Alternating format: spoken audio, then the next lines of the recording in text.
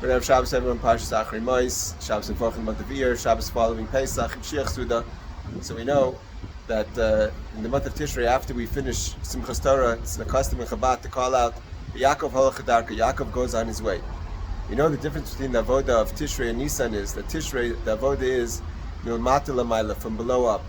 We get inspired. The king comes out to the field in the beginning of Elul, Melech Masada, and that inspires us to start our avoda to reach tshuva, simcha from below up, and we reaching upwards in an awakening from below.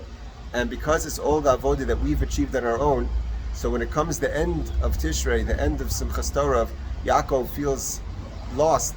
Yaakov also feels insecure. And Yaakov doesn't feel solid to go out and take that message to the world. So we say, Yaakov holach hadarka, Yaakov goes out to the world. Like we say in every Matzah Shabbos, Al tira avdi Yaakov. Don't be scared, Yaakov, because the name of Yaakov, unlike the name Yisrael, is the weaker name of the Jewish people. But the month of Nisan is from above down. God, God revealed Himself. The great energy of Geula, of redemption, came down to the Jewish people. So like the Rebbe's Hayom Yom, the day after Pesach, on Yisro Chag, the Rebbe says, that what's the avoda after Pesach? It's not the avoda of Yaakov holach hadarka. It's the avoda that you're feeling weak and you have to continue going to the world. The idea is that you take the message of Mashiach from above down and you don't just stop by yourself. You take that message and continue bringing it out to the world. The whole world should feel Mashiach. That connects us to the Shabbos Achron Mevorchim Iyar. It talks about the death of the two sons of Aaron. The Chassidus explains that because they wanted to come close to God, they wanted to leave and go out of this world, is vayamusu, that they caused them to die. It was klais hanefesh. They said they don't want to be in this world. They don't want to marry women. They don't want to have children. They want to drink. They want to get out of the limitations of this world. That's the only way they can serve Hashem. Because it's like the Rebbe speaks about it in the Sikha we learned today, that the idea of Mashiach has to go all the way down to not just your feet but to your shoes.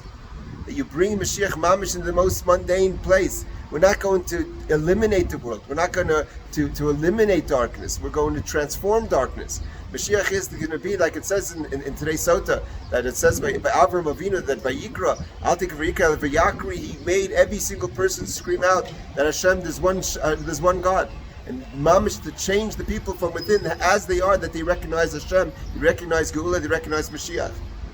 And the sons of Aaron didn't want to do that. So B'karvasam if Hashem is Vayimusu. But we learned also a beautiful question the Rebbe asks. We find that there's others who die at Kiddush Hashem.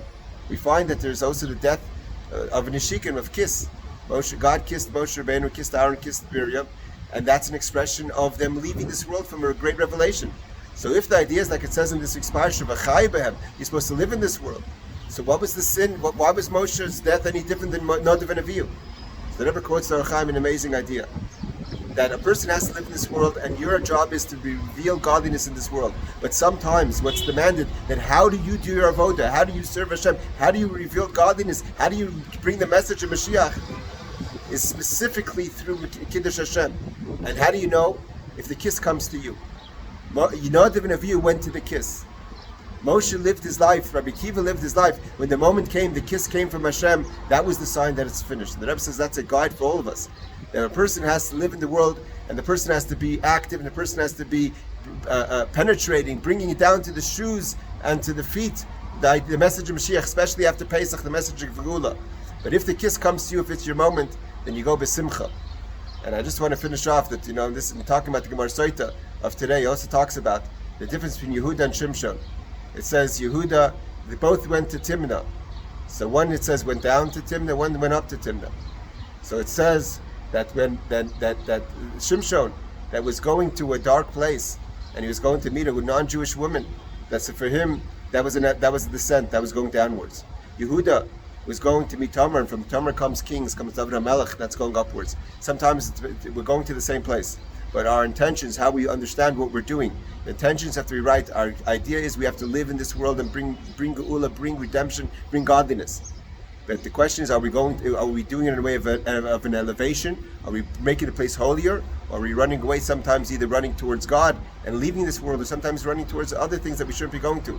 So that's the message of this week's parsha. That's the message of the Shabbos after Pesach. That's the message after the Mashiach Suda. We go out to the world, like the Rebbe says, bring Geula, and we're not perfect, because the next day Yom Yom says that this week's parsha talks about the Sarah Azazel, the goat that gets thrown down the mountain. We all have it. But that doesn't stop us from being positive. That doesn't stop us from being productive. I want everyone a good Shabbos, a Geula weekend. This is the month of the Geula. We're still a few days left of the Geula. Maybe we see the Geula B'Karav Mamish.